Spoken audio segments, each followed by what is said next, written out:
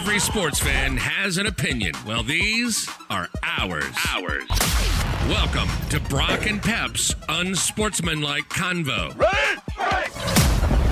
And here are your hosts, Brock Fleming and Pep Cariotti. What up? P-Dog. Happy Friday. Happy Friday. Or if you're me, happy, I don't know what the hell day it is. I've been off since March 17th. So I am still waiting to be recalled back to work. Looks like things are going in the right direction. But, this is supposed to be a long weekend, right? Labor Day this weekekend? Yeah, Monday? That's right. My kids go to school starting next week, and it's usually after Labor Day. I still work, It but means nothing to me. Right. This year means nothing to me. I'm wishing everybody, all my friends with kids, I'm wishing them all a safe return back to school, your kids included. I have no advice. Just be careful and try to, maybe tell your kids to just be careful when you're roughhousing or playing with your friends, if that's even allowed. I have no idea what it's going to. No, I have no idea what it's going to look like. But wishing everybody a safe return. All my teacher friends from Philman, Wright, and Darcy, and all my friends who teach over on the Ontario side. Just be safe, and and parents, be safe.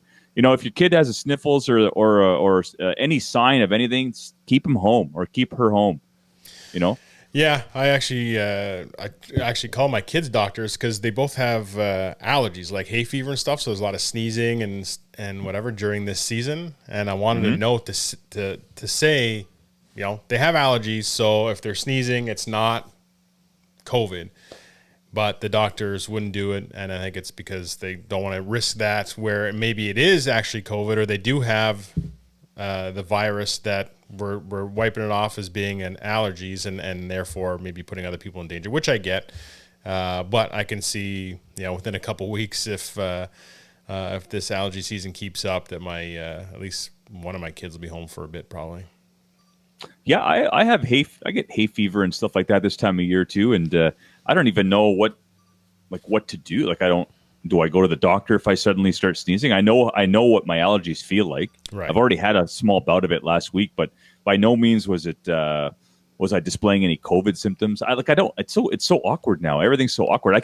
I'm nervous to cough in the grocery store. When we first started going back, I was at Costco, and you'd wear the mask sometimes you just, randomly you swallow like saliva wrong. And I would have that happen, in the wrong hole. And then I didn't want to cough, so I would work so hard at not coughing. So now I'm just a big guy with a mask with like tears coming out of my eyes walking through Costco, and I'm just like, I got to get out of here because I need to cough. But everybody's afraid to cough, and everybody looks at you different if you cough. And anyway, it's an interesting time, but hopefully school goes well, and the doctors and experts are allowing it, so I think hopefully we're good to go. Yeah, right on. And any kids playing sports, again, I think everything's been really set up to be safety first. I know hockey, they've got change rooms where you're literally changing 5 people at a time, and then they leave, and then another 5 come in, or you change in your parking lot or whatever it is. So, at least it's a step forward. So, but again, be safe. There's no vaccine. There's no cure still. Let's remind ourselves that this thing can just sort of pop up. Everybody be safe. Look, we got a short amount of time today. Yep. And a lot to talk about. Let's do it. And before I get into a special episode that I briefly touched upon yesterday with you, I want to surprise you with it, actually. But before we get into that, got a couple headlines. I think that's my cue. Headlines with Brock and Pep. Well, radio lady, who else is it going to be with? I like how she says with Brock and Pep, but have we ever had a headlines guest? Here's the thing, as I wrote exactly what they were supposed to say, so that's on me, I guess. That's amazing. Breaking news out of the NFL. Another big release. The Washington Redskins have let go of Adrian Peterson. Now, oh, really? Yeah, they just released him. Whether or not, I thought after their other running back who got himself in a little bit of hot water with the law. A lot of hot water.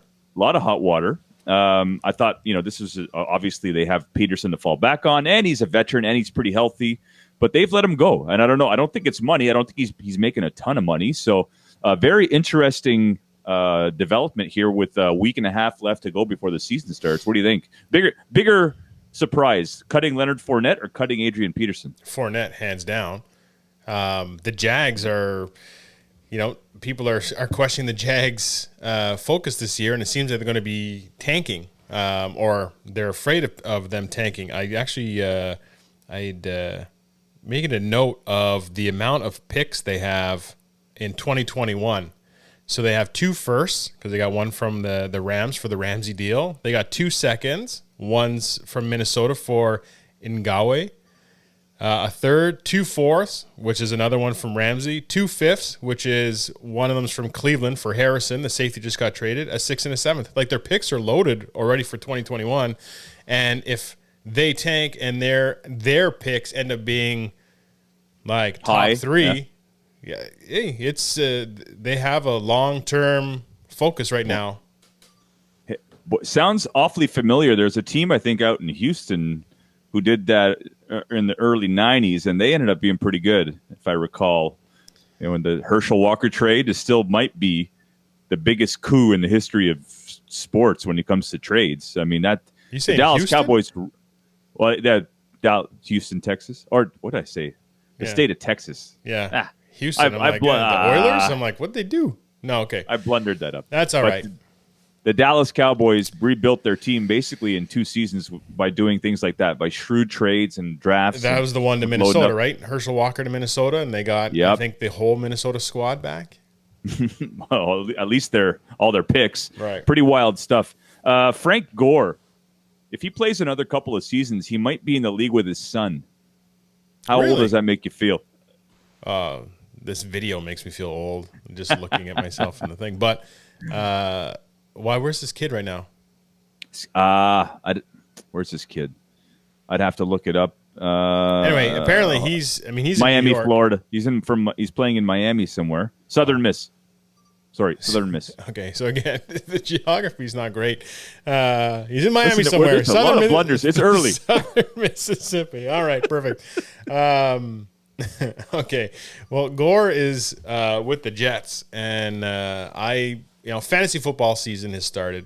So I was going over Le'Veon Bell because I was offered him in a trade. I got into this new league. It's got salary caps. It's got defensive players. It's pretty intense.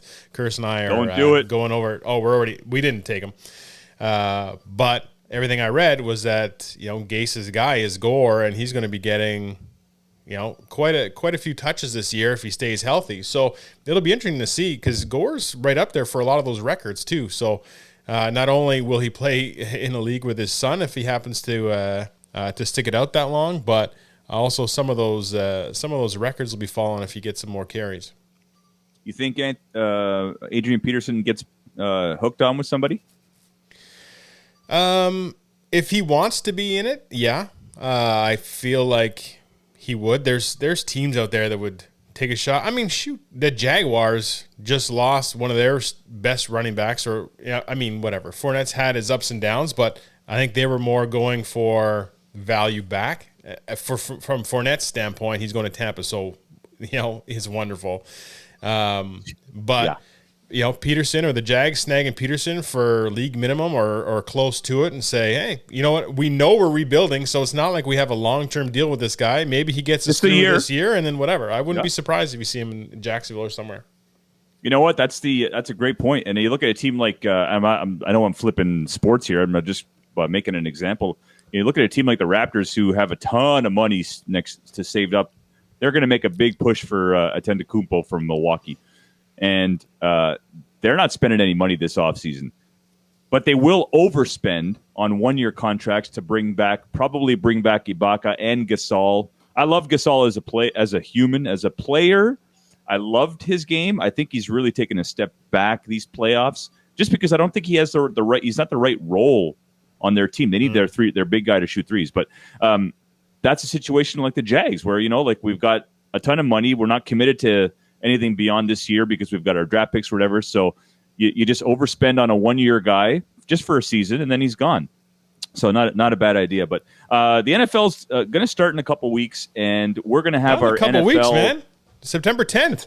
We're crazy. We're a week, less than a week away from Chiefs and Texans Thursday night. Oh, Thursday night, right? I always forget about that Thursday night slot. It's always an odd night to start the NFL, I find. But the NFL is just spread right. out over too many days now. Like they're kind of creeping into all that stuff where it's just like it's not a one thing. It's not a Sunday event anymore with like, Monday was the exception. It was everybody watches Monday night. Now it's Thursday and Sunday and Monday, and we'll have stuff on Saturdays until, when college football's over, or if they got to fill slots, they'll be filling them in Saturdays. We're going to get a fill of NFL, I think, pretty quick. The occasional Saturday game I didn't mind, especially because it's late in the season and sometimes they were meaningless games. But the Thursday, I've never liked the Thursday night game. I can't stay up late enough. It kickoff's at 8:30, and by halftime I'm in bed. So I just never ever liked that Thursday night game. I could deal with the Monday nighter just because of the history behind it. But anyway, I'm excited. Anyways, football's football. It's back. We're gonna be pumped. Chiefs Texans is going to be a good game. I think the Chiefs are going to destroy them, but we're going to do our NFL preview shows in the upcoming episodes. Yeah. So we got to get on track actually, because like you said, there's only 8 days until kickoff. But I'm excited for it. And we're going to be doing our weekly betting too. We're gonna go and give our picks every week, and we're going to have a resident gambling, I say expert or gambling addict. Curtis will be on to give us his 3 to 5 sort of locks of the week, and we'll see what he comes up with. But we'll track that all season, and we'll see how our predictions went. This is not an NBA show. This actually isn't supposed to be anything more than the topic I talked about yesterday with you off air. But you got to talk really quickly about how the Raptors basically saving their season last night. Had they lost, there's no chance they're coming back 3-0 against this Celtics team, who are playing with a little bit of a chip on their shoulder, but they're also super talented. And they're doing it without Gordon Hayward. So, but what a huge shot from OG and Anunoby last night. Yep. Wasn't quite Kawhi Leonard-esque, but game winner, down by 2. He hits a 3. And I think we have a clip of the inbounds. The whole clip is sort of playing in the background. I don't know if you can see it or not. Are you playing it right now? Yeah. Okay, it's not coming up on my end, but... all right, well, I'm not sure what to tell you. Okay. Because I clearly have no clue what I'm doing. Yeah, real quick, they drew up an inbounds play. I don't know if Anunoby was the first option on that inbounds play. Because it took Lowry a few seconds to actually see him. So I don't even know if he was the first option on that play. I'd have to look, and hopefully in the media press conference. They said after that was their play, and you could see OG goes right to his spot. It was across the floor, and especially from if you have a taco fall in front of you. But I feel like Lowry was kind of, there's a lot of movement around. I felt like that was to sort of draw them all closer to him to take people away from OG, Yeah. Like if he's looking right at him, there's going to be somebody on him, but you got to do all this stuff and create this havoc where everybody's running around and kind of get lost, and then you can pop it out, is what I think. So I'm giving them the credit, the benefit of the doubt that was drawn up, and that was exactly how it was supposed to go. But you're right. They don't hit that shot, the game's over. Again, I don't want to go change the topics, but I'm curious to see, and we could talk about it another time, but I'm curious to see how the Celtics respond, because they are a younger team, and the Raptors needed to rattle them a little bit, and I don't know if a last-second shot actually does that, but say the Raptors come back in Game 4 and win, maybe by 5-6, a little bit more dominant performance, or take it. I wonder if now you start seeing some of the Celtics guys age show and see if they kind of get a bit rattled, because they hadn't lost yet in the playoffs. So anyway, I'm curious to see what happens with that. Yeah, me too. The Celts to me are like Jaylen Brown and Tatum are perfect for today's NBA. They can shoot the 3, and they're athletic and long, and Kemba Walker's underrated. I mean, this guy is lightning quick. So, but the key for them is Marcus Smart as a defensive stopper, as an agitator. The last game he hit 5 threes in the fourth quarter. If he doesn't hit those 5 threes, it's a 2-2 series. Oh yeah. So, these are two very evenly matched teams. Throw game one out because I think game one the Raptors were just not mentally in it with the talk of leaving the bubble and stuff like that. But I mean, the Celtics are a very, very well balanced team. I think the edge goes to the Raptors when it comes to the bench, but we're not seeing it statistically. So, they need more. They need more out of Norm Powell. He played well last night, but they need more out of Powell. They need Ibaka to come on. The whole Gasol-Ibaka controversy of who should be starting. I mean, they're interchangeable, but Ibaka brings a little bit more energy on the defensive end. But there's that third guy they're missing, and is it Matt Thomas? Is it Terrence Davis? They need someone else to step up off the bench. Their bench should be outplaying the Celtics bench. So that's my concern. I think that's going to be the key moving forward. You got to give Lowry a rest. I mean, I think he played 45 minutes yesterday. It was crazy. Yeah, that was is it this or was it this? Where's the one where we're supposed to give each other a sign that kind of says, "Yeah, let's move on." That's what I think it's this. It's that. All one? right. Okay. Anyway. All right. So big game. They play tomorrow. Big game. Huge game. 6 o'clock. Let's do it. All right. So my topic today, and we've got about 20 minutes here, so there's plenty of time. No rush. My topic today was inspired by some of the things that Facebook gets shared. Like when you get nominated to do something, or when you get nominated to post something. One that was recently shared or spread on Facebook was posting a picture of your favorite athletes. It actually didn't even say favorite. You were just supposed to post a picture of an athlete, and it was assumed that it's one of your favorite guys. Well, it's athletes that you enjoyed watching or whatever when you've enjoyed watching. Yeah, so that spread pretty quickly, and it was pretty cool, right? I love it. I mean, the ones I didn't do the whole 10 just because I get bored after 5 or whatever, or I'm lazy. But I did post 3 or 4, and when I was thinking back to the athletes, I think there were athletes that meant something to me, or that I love their style on and off the field or the court. I love what they represented, but I didn't know them necessarily. So, it's funny. I went to see Al Pacino a few years ago, and I love his movies, right? I'm a huge Al Pacino fan. And I thought I was going to be uber emotional seeing him live. And when we saw him live, he was talking at the, was it the NAC? Anyway, he was giving a talk, and it was like a Q&A with Graham Richardson.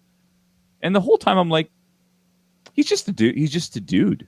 He's just another dude, he's talking about the movies, and they had some questions, and he's not his role. He's Al Pacino. He's a multi-millionaire movie star. So I left there thinking, well, that was a little anticlimactic. I kind of went there thinking I was going to cry because of how he's impacted my life in movies. Anyway, so it brings me back to what I want to ask you today.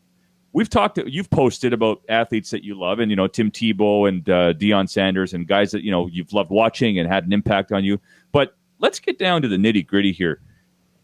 I want to ask you, who are your, I don't even want to put a number on it, 3 or 4 most influential sports figures who've had an impact on your life, literally, who've been a part of it, either coaches, parents, friends.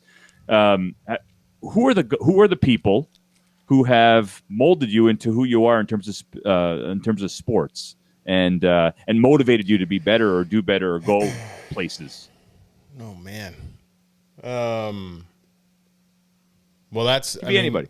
I did that Facebook thing, and I actually enjoyed it, but I had put a lot of thought into it before. I was trying to whittle down to 10, and I ordered them sort of from relevancy and importance, and then at the end I miscalculated. So the last one was supposed to be Jackson, my son, but it was Tim Tebow was the last one, so he wasn't getting skipped for that. But then I did the bonus one, and love you, Jackie. Love you, Jackie.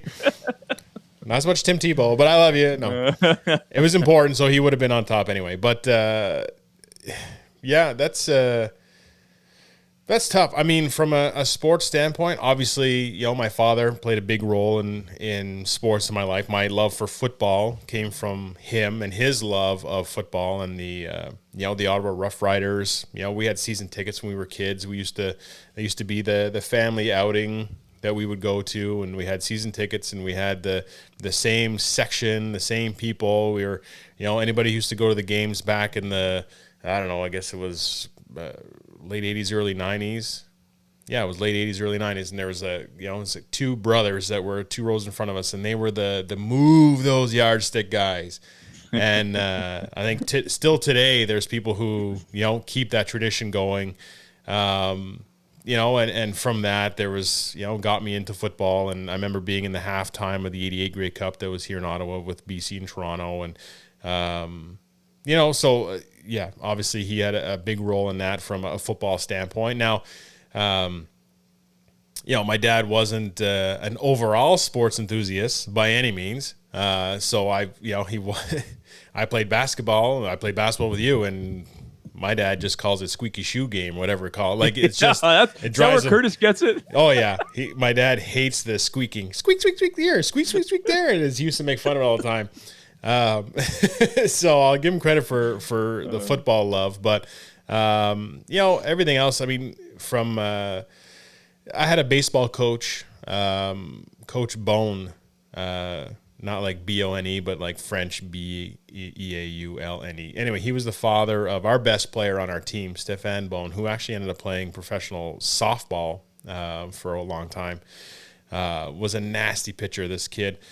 But his father was the coach of the competitive team, and I just got into baseball. I had begged my parents to take me out of soccer because not a soccer dude, and put me into baseball, put me into Vladdy's spot. And I went and made the competitive team, and he was the coach. And it was, I don't know, maybe midway through my first season, or maybe even my second season, because I was pretty young when I made the team. And he kind of pulled me aside. We were doing batting practice, and and he had like a chat with me where he was kind of like, he's like, he says, you're a nice guy. Everybody likes you. You're very personable, all that kind of stuff. You're like a gentle giant. I've been called that all my life. And he was like, it's okay to sort of be an asshole when you're inside the lines. Like when you're at the plate, be an asshole. You could still be nice and still liked outside and off the field. But when you're there and you're competing and you're at bat, like be aggressive, be an asshole.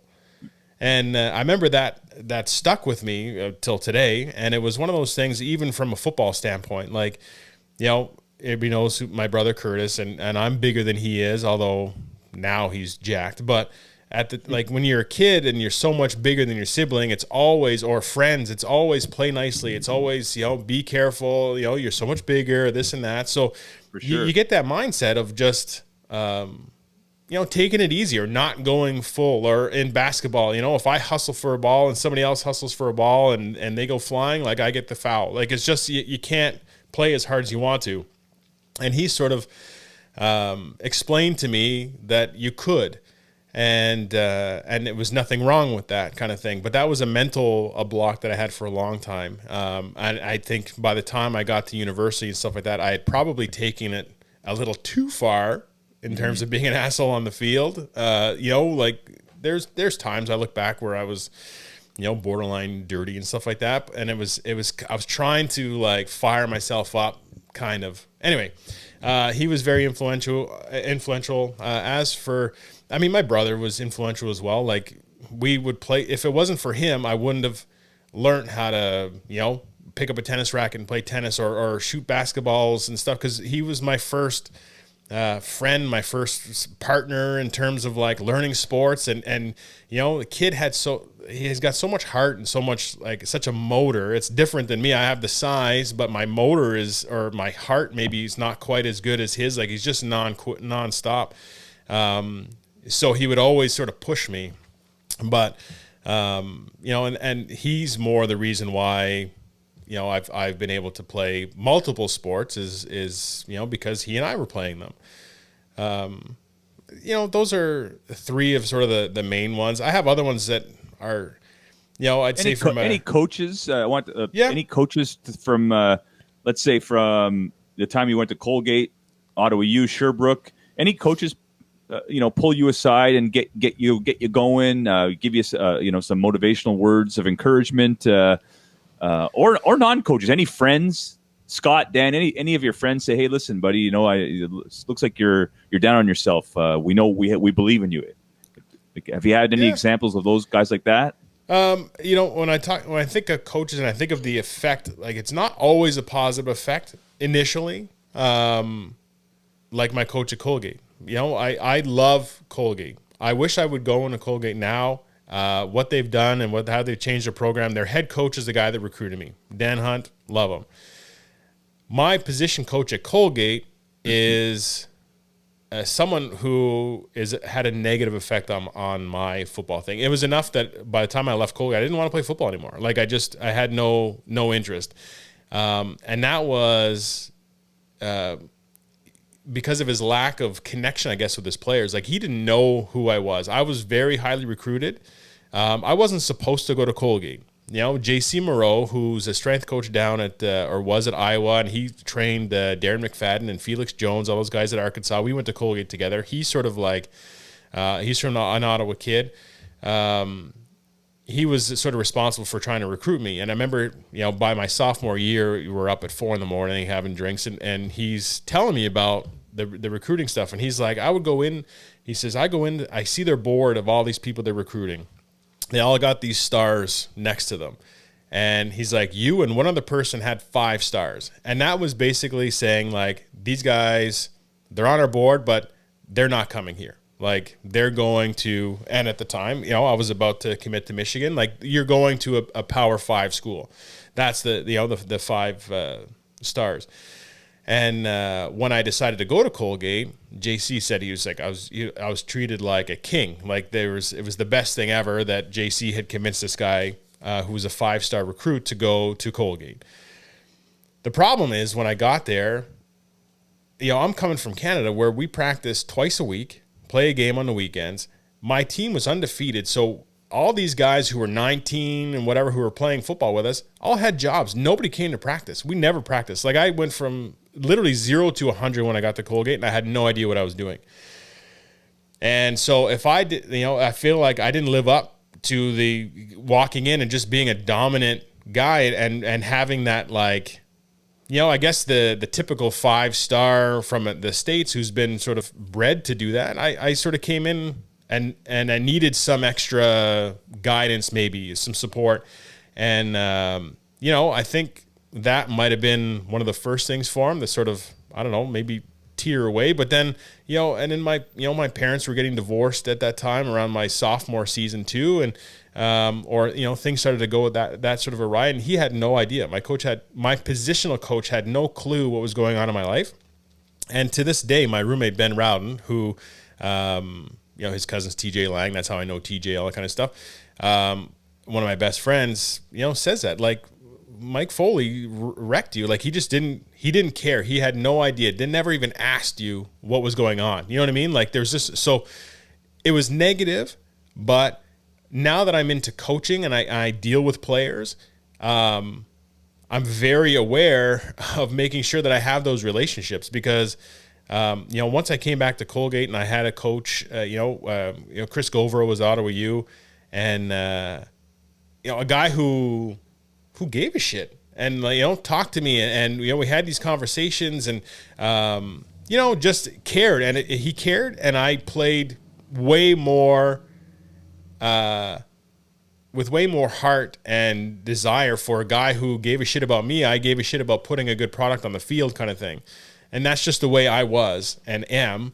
And so from Foley's standpoint, he's made me a better coach and a better to make sure I get better connections with my players because I don't want to be like him. And I'm not the only guy that felt like that either. So, again, it's a coaching style that, not a lot of guys respond to. But a guy like Chris Govero, Carl Tomey, who was a friend of mine when we went through Philemon and played together, actually coached me at Sherbrooke when I went to Sherbrooke.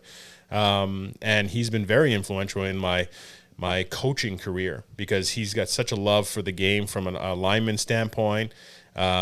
He's constantly learning his relationship with the players, all that kind of stuff. Like he does things the right way, and that's been a very big influence on my coaching career. Or we hear the term player coach, a player's coach, and people don't really understand what that means. It doesn't mean you go out partying with the players or you're out there. No, it means giving a shit about a guy. 100%. Just asking them how they're doing. How's the family? How you feeling today? You don't look yourself on the field. Everything okay? What's going on? Are you hurt? Are you like asking questions, caring about your guys? And I think that's where a guy like, and again, I only draw on my experience from the eye test. That's where a guy like Mike Tomlin doesn't get enough credit for being a player's coach, because he cares about his guys. He's got a finger on the pulse of his team. It's not like there have been guys like Rich Kotite, who coached the Jets in the 90s, who I don't even think he knew some of the special teams guys' names. So I mean, there's that's obviously a polar opposite, but I mean it's important, especially in today's athlete, where they need to be a bit more coddled. I think being a player's coach and understanding that your guys need to be shown that they're human beings, I think it's super important. And then I'm so glad you brought that up. And those are, I mean, I know 80% of the guys you mentioned there, and they're all quality guys, especially your family. I mean, geez, they're like second family to me. We're kind of almost sort of running out of time. I want to name off just the people who've had an effect on my life, because I'm still involved in sports. I play as an adult, but for my first and foremost, my brother, for sure, my brother. I mean, he taught me how to throw and catch a football. Everything all the teams I cheer for are basically because I watched sports with him. I played video games till we were, our fingers were raw. But my brother, for sure, is my main sports influence. But when I look back, and I stopped playing basketball at college, although I felt I could have played a lot higher, but that's a whole other podcast. But my brother was my coach for a couple of years in college, but Brian Donlin was my high school coach. And Brian Donlin, my first year in high school, he was pretty hard on me. He was hard on all of us, actually, but I felt, when I was so young, I felt like he was extra hard on me because I didn't really know why or understand. When you're in grade 8, you're like, what'd I do? Or grade 9, what'd I do? But I knew he was just trying to get more out of me than I was giving, and I thought I was giving my all. But he did push me to get more, and so he coached me throughout high school. And by the end, he put his trust in me to push my teammates like he pushed me, and it was like a beautiful ending to a really cool story. And in the middle of those 4 years, I had George Singfield as my football coach and a basketball coach, and he's also somebody who was super influential on me.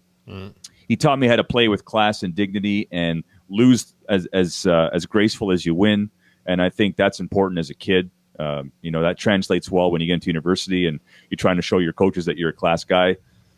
So those three people for sure. And my friends, I mean, I've always had support from my friends. Brock, when we talk about the time you brought me out to Ottawa U to try out, and it's funny at the time, but I was going through a really hard time. Like mentally, I was, my mom I was the last person home with mom, big house. She was having a hard time paying the bills. I wasn't really working that much yet.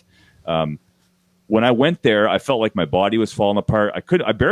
I don't know if you knew this, but I had a really hard time getting home. My Achilles was like swollen up. I could barely run. I'm like, I can't do this.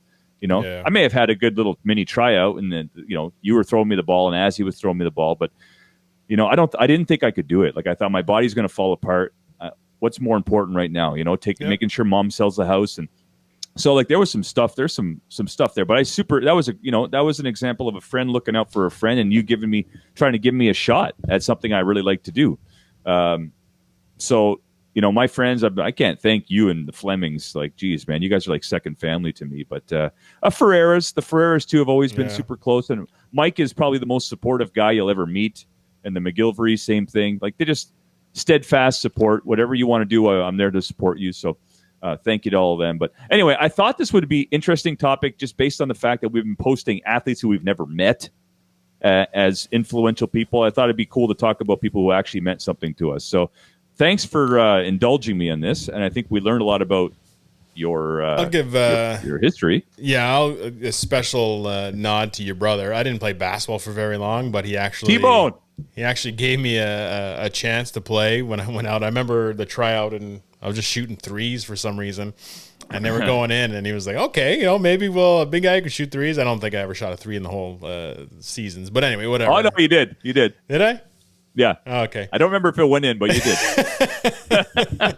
Anyway, yeah, T-Bone was a great coach. And actually, later on in life, and it was way too late, but I played in that Algonquin basketball league.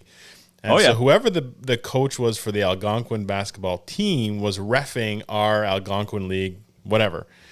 And I ran for a ball. Another kid ran for a ball. We both hustled. Again, that example where we hit each other and he went flying.